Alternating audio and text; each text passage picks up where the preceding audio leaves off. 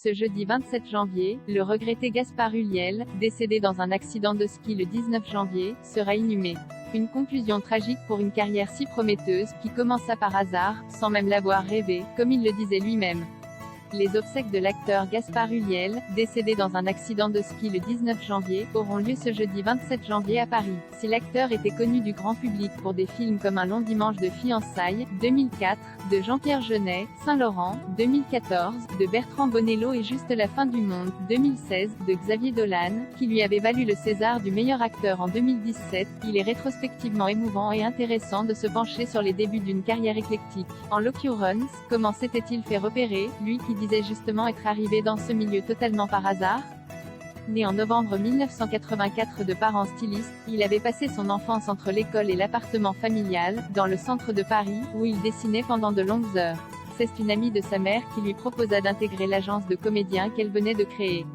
À l'âge de 12 ans, avec un petit rôle dans la série télévisée d'Ali Serman, Une femme en blanc, avec Sandrine Bonner, Gaspard Ulliel fait ses premiers pas devant une caméra. En 2018, l'acteur était longuement revenu sur sa carrière, dans un passionnant échange avec Pierre Murat, dans le cadre d'une manifestation organisée par Télérama. Jay atterrit dans ce métier totalement par hasard, ce n'était pas une envie de départ, contrairement à d'autres comédiens qui ont toujours su qu'ils voulaient faire ça. C'est assez étrange comme sensation, parce qu'à un moment donné se pose la question de la légitimité, le désir. Cette vocation a été assez salutaire pour moi. Enfant, j'étais quelqu'un d'assez introverti, d'une timidité malade. J'étais toujours celui qui était un peu à l'écart, en décalage. Crochet ouvrant, point crochet fermant. Et puis un jour on est venu me chercher, au départ pour jouer dans des téléfilms. C'était sidérant. Je me suis dit tout d'un coup, pourquoi moi? Cette rencontre, avec l'ami de sa mère qui lui a proposé d'intégrer son agence de talent, m'a aidé à sortir de moi-même, à essayer de me faire violence et à surmonter des peurs. Surtout à les transformer en fait.